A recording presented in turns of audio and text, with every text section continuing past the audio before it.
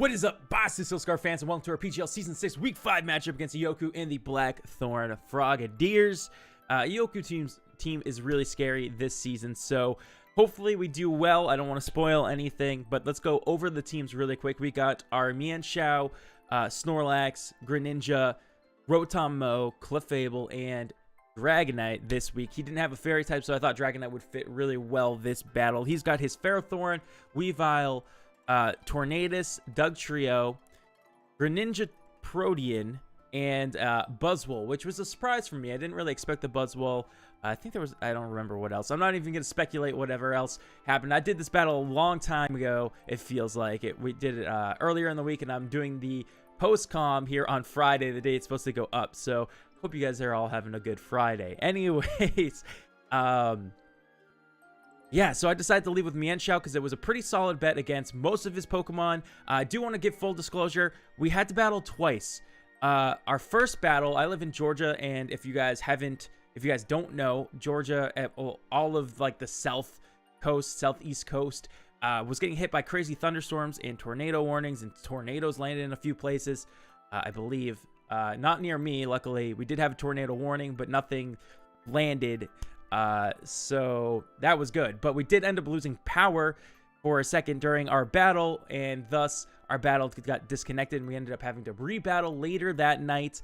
And I'll explain all of that later after the battle. But anyways, guys, yeah, without further ado, we lead with Mienshao, and I believe he leads Greninja. I don't know, but we'll see.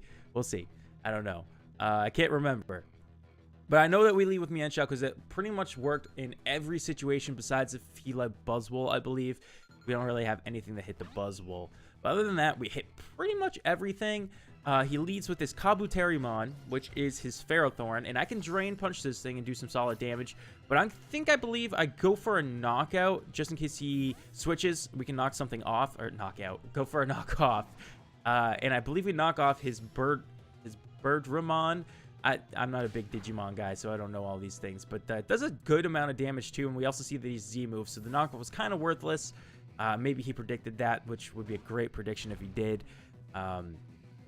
And he also goes for the knockoff, knocks off our leftovers, which, you know, I guess not the biggest deal possible, but he's going to go ahead and withdraw, as we're going to just go, I believe it's for a Body Slam, and hoping to get a para and do max damage.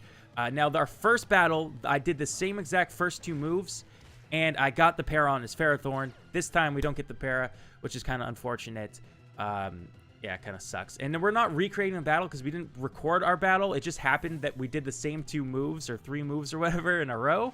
But yeah, this time we didn't snag the para. But I do pull the same move again. He goes into Farah as I go into Rotom, and I'm going to go for Will-O-Wisp. Oh, wait, no, the first time I didn't go for... Oh, I did go for Will-O-Wisp first. No, I can't remember. I don't know. No, I stayed in. I Fire Punched the first time, but this time I switched out to Rotom because our Fire Punches actually got us killed because he's Rocky Helmet / Iron Barbs. So we did take out the Ferrothorn in trade for our Snorlax, but this time around we don't. I go for the Will-O-Wisp. I do connect this time. I think I did go for a prior Will-O-Wisp. I did, and I missed, which was unfortunate, but we do get this burn, which is nice, but now...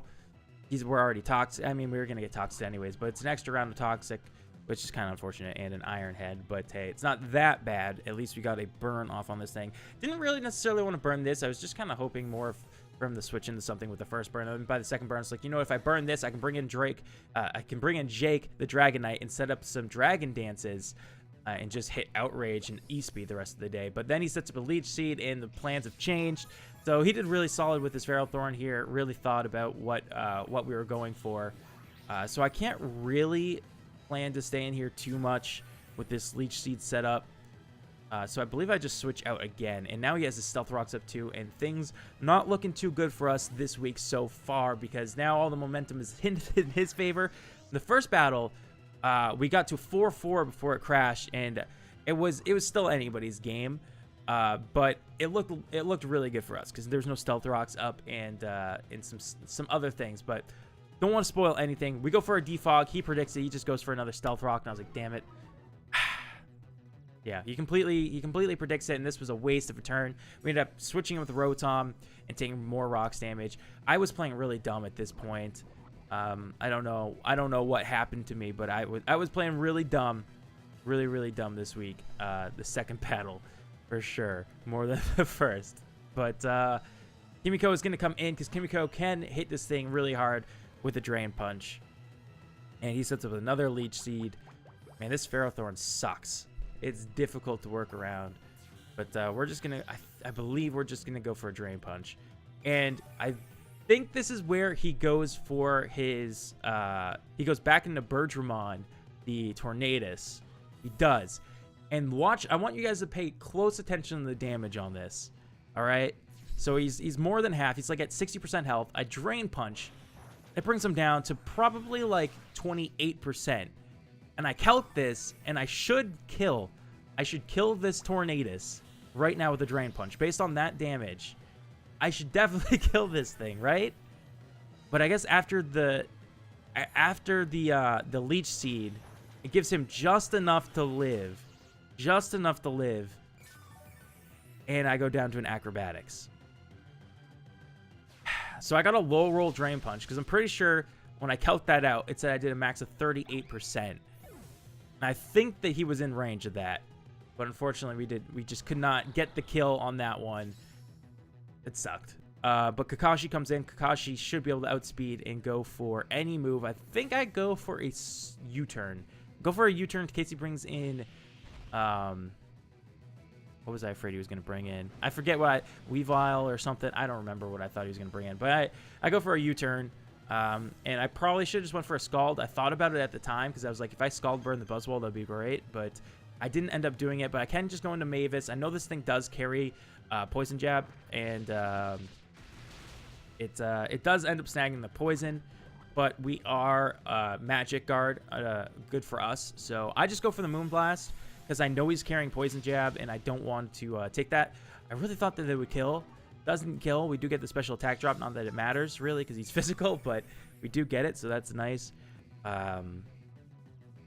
Yeah, so I just go for another Moonblast. And things do not look that great for us here today. I'm going to go for the Moonblast.